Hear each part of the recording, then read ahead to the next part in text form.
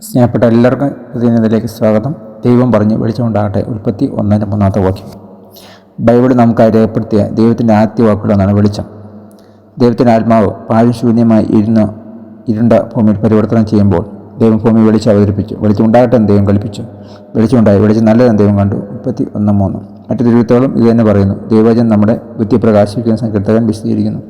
സങ്കീർത്തനം 119, 110 വാക്യം. യേശു തന്നെക്കുറിച്ച് തന്നെ ഞാൻ ലോകത്തിന് വെളിച്ചമാകുന്നു എന്ന് പറഞ്ഞു. യോഹന്നാൻ 8:13 വാക്യം.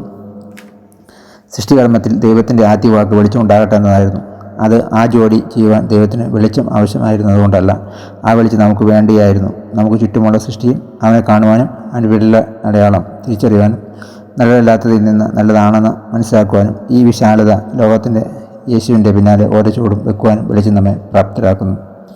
നിങ്ങളുടെ ജീവിതത്തിൽ ഏത് മേഖലയിലാണ് നിങ്ങൾക്ക് ഇപ്പോൾ ദൈവത്തിന് വെളിച്ചം ഏറ്റവും കൂടുതൽ വേണ്ടത്?